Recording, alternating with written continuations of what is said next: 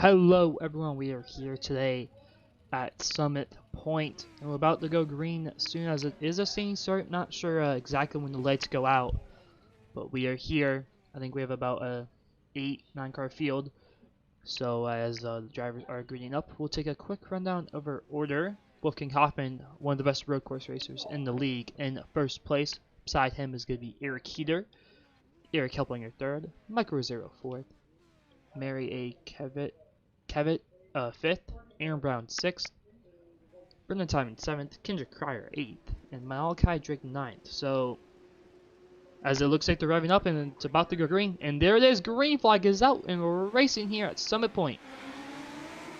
Wolfgang is not getting a good start here, gets a really good start going down into turn number 1. As down into turn 1, it's a tough right-hander looks like the inside goes, Michael Rosero, he locks up a little bit, no incidents out back, but Eric Heater, your race leader right now, Keplinger, side by side with Michael Rosero. As we go down into turn number 3 or 4, I believe, as Heater has a pretty big lead, but Wolfgang Hoffman gonna try to get back that time on Eric Heater. And for tonight's race, we have only 15 laps since we do have a duels. It's the first race of this normal layout, and the next race is the reverse layout of this track. So it should be an interesting one.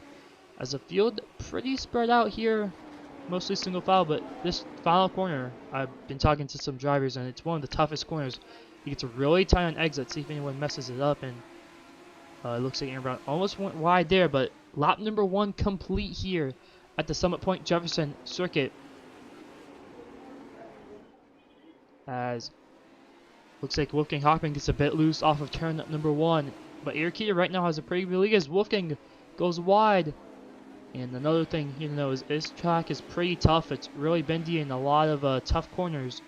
But so far the field is pretty spread out right now, and also no incidents so far. But as we come down, Heater might be messed up, I think, as he didn't go as wide as Wolfgang did right there. So Wolfgang's gonna have some draft, and obviously with this a long back straightaway, there's gonna be a live draft going down in the last turn. We could see a few bumpy runs here in the last turns. Keplinger goes wide. Eric Keplinger goes wide. He's gonna slot himself all the way back in the rear as Brendan Timon goes tire off in the dirt. But there's a battle for 5th right now. Kendrick Cryer, I think, gets by Aaron Brown. Eric Kevitt gets a little tight there on the exit, but Wolfgang Hoffman reeling in Eric Heater on lap 3. There's not going to be any stage cautions this race, but if there's like a big pileup or whatnot, there will be a caution. So right here, down in the last kink before the back straightaway, I call as Heater gets a little tight, as that's going to allow Wolfgang Hoffman to be on the back bumper. He's going to get some sort of draft. I don't know how much he's going to get exactly, but he looks to the left side, as it's not going to be enough, as he's going to maybe try to go a little bit wide. There he does. He goes a little bit wide in this corner. He's going to try to get a good exit, as it's not enough for him to gain time. But first start for Mary, and well, I know it's whatever. As Heater goes wide a little bit on the exit of the first turn, as I go through the little S's section, as we're side by side for 4th. Kendrick Cryer blinking just a little bit, as there's a big group of cars. Eric Keplinger behind all these drivers, as Aaron Brown looks to the outside. Not enough room as they get a little bit tight on the exit. As here comes Michael Rosero to the inside of Wolfgang Hoffman, as they make it gingerly through the final corner before the back straightaway. That's going to allow Eric to pull away a little bit, but we have a big train behind as Brendan Timon, I think, looking to the inside of Aaron Brown. Alright, not the inside, the left side, I guess, of Aaron Brown. As Aaron looks to seem like a little bit of damage. Kendrick Cryer clubs says, as Brendan Timon goes way off. Wow, that was a very interesting. Did he get hit or something, or he might have got hit, or did he just club something? He got hit by Keplinger just a little bit, and that sent him off and got him resetted. But that's gonna be a tough break for Timon, as he's gonna drop all the way back to the back and has to tow his car. I don't think he'll have to take a faster grip, but Eric Heater out front, Michael Rosero 2nd. The 2 championship battles, as I think they're 2 points separated from each other. Since there's no stages in this race, there's no stage points. So you don't really have to finish top 5 in the stage, because there is none. But Kendrick Cryer right on the back bumper. As Aaron looking to the outside, trying to do what Wolfgang tried to do at one time on Heater, as it was a 4-car battle for this 4th place position. So Michael Rosero closing the gap on Eric Heater last time by 4 tenths was the gap, as we have 10 laps to go. So the battle for the race lead is heating on, as the top 3 have pulled away from the rest of the field pretty significantly, about 5 seconds from these drivers up in the back. As here comes Keplinger to the inside, gonna try to get a position after going wide in the final corner. Not gonna be enough, as Aaron gets a better run on the exit. We go back to the battle for the race lead. Michael Rosero still trying to chew in the Heater's lead, as he's been doing so, as they're side by side behind. Race isn't even halfway done, as we've seen a lot of action so far. As here comes Kendrick Cryer. He's looking to the left side. Not enough. He checks up early, but here comes Keplinger to the inside of Aaron Brown. Talked to Aaron before the race. This was probably his toughest corner. As you can see, he got really tight there and clips the grass. Almost goes into the pit road. As Brendan Timon back on the racetrack, as Michael Rosero is continuing to close in on Eric Heater. He gets a loose there. And there goes all his time he was gaining on Eric Heater, as he'll have to fight that back in the next 9 laps. Still have a 4-car battle behind. And remember, we have another whole race of this, but a reverse layout. So that's going to be even more interesting than this, as the drivers are so used to this layout by running it like so long for 15 laps. As Keplinger looks to the outside, he has a run on Kendrick Cryer. Will he be able to take it down in the turn? And I'm not sure what number it is, but the last turn, as they're side by side. They may make contact there, as Kendrick gets a bit loose. Keplinger goes a little wide, and there he's going wide. Yet again, he gets loose, but he saves it. But Aaron Brown probably gonna have a pretty massive run on Cryer right here. About 8 laps to go, so about halfway through the race. Here comes Aaron Brown to the inside. As Cryer defends well, but the driver in front gets a little goes wide. As Cryer! Cryer saves it. That might be a slowdown, actually. I think him and Aaron made some contact there. That's what it looked like, unless Cryer just got loose, possibly. But I don't think that is not a slowdown. It doesn't look like he's slowing down too much, but he's blinking just a little bit every few seconds. But it shouldn't affect Aaron, as Aaron goes to the left side again, giving plenty of room. This time he may put the bumper to the back of him, I think, right there. As they go down in the last turn, Aaron on the exit, as they're still single file back here. But Michael Rosero, he seems to be the fastest person on the track, but behind him is Wolfgang Hoffmann, even faster. These 3 drivers have been pulling away since lap number 1, and they're 8 seconds ahead of the drivers behind. So right now, Mary Caveat has a pretty big lead to these 3 drivers behind. So as Aaron clips the grass a little bit on that left-hander, as the double lefts, I guess you could call them. But next race, it could be the double rights. So I mean, as I think Aaron, as there's a battle for the race lead, Michael Rosero and Wolfgang Hoffmann try to get to the inside, but the outside just has a pretty big run. 6 laps to go in this race. This is for the championship lead, I think. If Heater wins it, he gets the championship lead. If Michael wins it, he's still in the championship lead. I think it's only by about 4 points, but since Heater led this whole race, basically, he's gonna get a few bonus points for that and leading the lap. But as he gets loose on the exit, here comes Michael Rosero to the inside for the race lead. Side by side, down into the left-hander. Heater backs off early. Try to get a run off the exit, and he does so, but here comes Wolfgang Hoffmann behind him. Wolfgang Hoffmann gonna work with Heater possibly to try to get around Michael Rosero, as they're gonna have a massive draft down the back straightaway. As here comes Hoffmann, he looks to the inside, but it's not gonna be there, I don't think. No, it's not. As Heater gets a pretty massive run, he's gonna look to the inside. Michael Rosero outside, coming into this corner on the left side. 4 laps to go, I think. No, 5 laps to go. As Heater on the left side, gonna get a bit loose on the exit. As Michael Rosero, now your race leader with 5 laps to go. He got by Wolfgang Hoffman and he got by Eric Heater. Will he be able to pull away from this race lead, or for this race lead? As we've seen, the leader hasn't really been able to get away, as we've seen a lot of packs behind Kendrick Cryer and Eric Keplinger and Maria Kevigat are still in the pack together.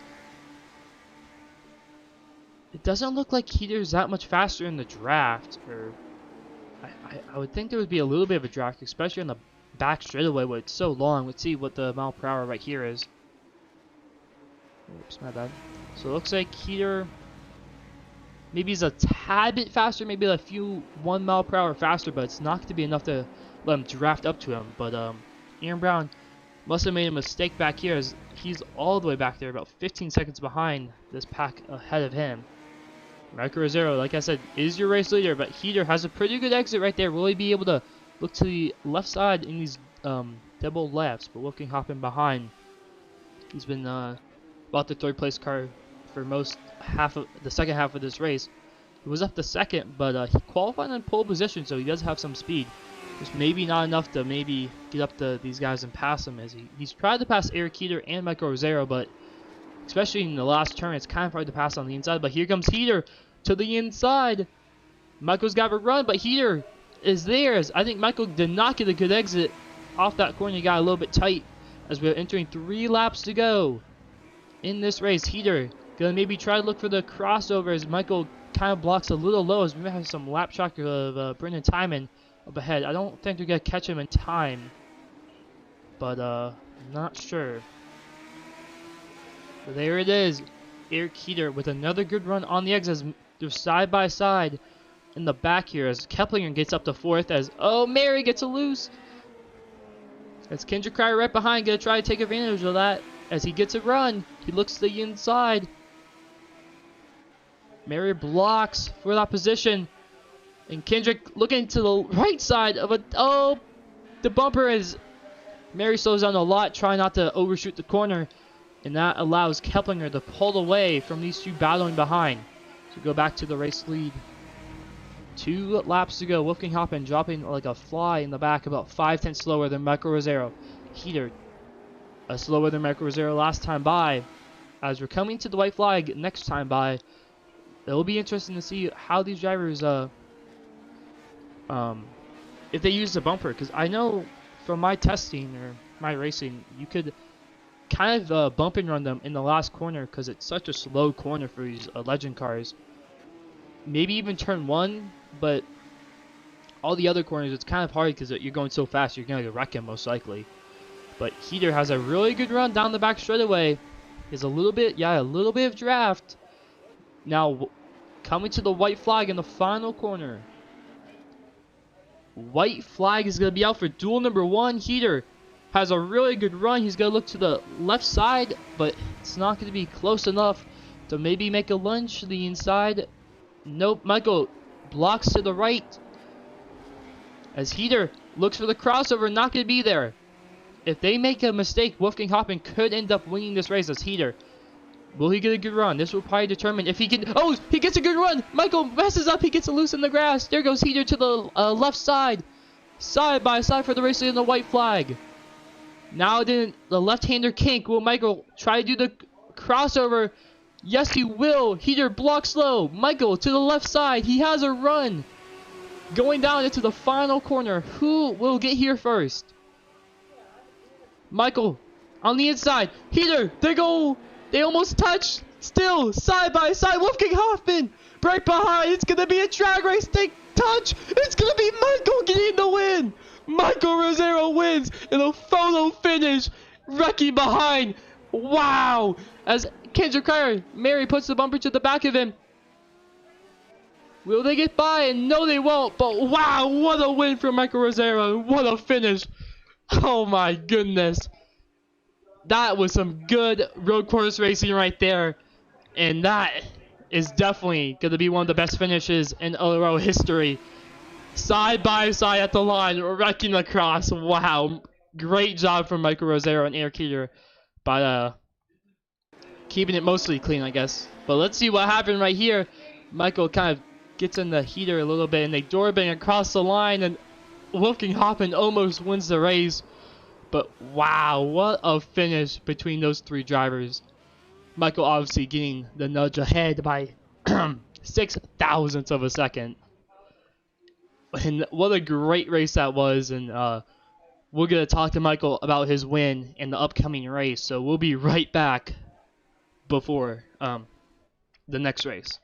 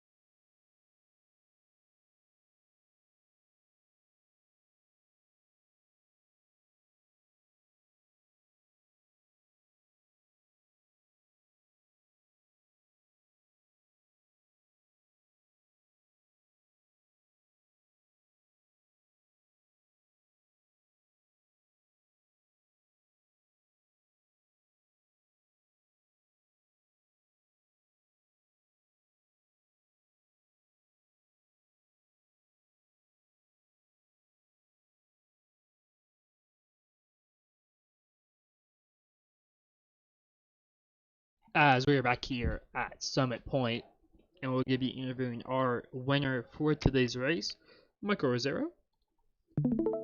Hello, Michael. You got a copy? Yes, I do. And what a finish that was. You led 6 laps. You started fourth place. What was going through your mind on that last few laps? Oh my goodness, I just wanted that race to be over. I was like, I just wanted time to go faster, I guess. Well, yeah, since we got the win. Yeah, that's what was going on. So, coming to this next duel race, it's gonna be the reverse layout. What's your thoughts or opinions on that? I'm actually kind of interested to see where the breaking points are, learn the track, and yeah. So I think it's gonna be a good one. And I wouldn't, I would just be fine if Heater would have bumped me out of the way.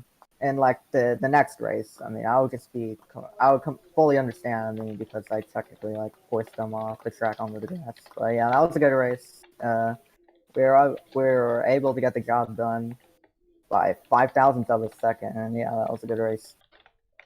Anyone you think for tonight's win? Uh, yeah, just for the admins choosing this track, we had a very good finish, and for the racers that raced clean, and the admins, the broadcasters, my mom, my dad, everyone. Yep, and what a win that was, and what a finish. Congrats on the win, and I'll let you go back, and good luck in the next duel. Yeah, thank you. So that was Michael Rosero. We're gonna take a. Actually, we're gonna interview top 3, I guess. We'll interview Eric Heater right here. Eric, you got a copy? Yeah, I got you. So you led for the majority of that race, but the Michael got the lead on, I think that was lap 10. Um, and going to that final corner, did you think you could have a chance on Michael as you went to the inside of him? Yeah, for the first section there, we just got a really great start. We were able to pull ahead into turn one. But once we lost the lead there, I knew the other guys were a bit faster than me pretty much the entire track. But I just made up so much ground in the last corner, so I was able to, make runs into turn one, and I knew on the final lap I'd be able to use that as a passing zone and maybe nose ahead at the line. And fortunately, I got some good corners where he made mistakes. I was able to get alongside him, but he crossed me over, and I knew going into that corner I was going to have to get the best run possible. So I went really, really wide, and unfortunately for me, he missed the center a little bit. So he did get into me, but it was just a really great finish, so I can't be upset about that. But going into the next one, if we're in the same position, hopefully it'll be me doing that to him instead of the other way around again. But we still have Wolfgang to worry about, so they're definitely fast guys, and it'll be another battle, and I think it should be just as good. Yep, and that was kind of gonna be my question on what you're going to what duel 2. What do you think the biggest challenge for the track on the duel 2? We saw like it was kind of the last corner where it kind of got a little tight on exit. Do you think gonna be the biggest challenge for the reverse layout? I think the biggest challenge is probably going to be the placement of the start finish line because on this configuration, you saw the start finish line is relatively early. It's not really in the middle of the front straightaway. It's towards the beginning half. So, um, with it being reversed, it's going to be into our braking zone. So it should be interesting, seeing who's trying to nose ahead of each other coming to the checkered, if they overdrive the corner or anything like that, or if anyone's overdriving it to nose ahead, stuff like that. So that should be pretty difficult. And as well as, I'm not sure what number corner it is, but it's pretty open on the exit. But it's going to be the complete opposite. It's going to be, lifting towards the entry of it, and then you're going to gradually have to start braking more and more as it gets sharper. So hopefully we can do well in that type of corner. And I felt like the sharper corners there were my strong suit because I was able to get a better exit onto the longer straightaways. So hopefully there'll be more of those. I'm not really sure, but yeah, we'll just see how it goes. See if the pace changes a little bit from any of the other guys. See how it shuffles around with the reverse layout, and hopefully we'll go for the win.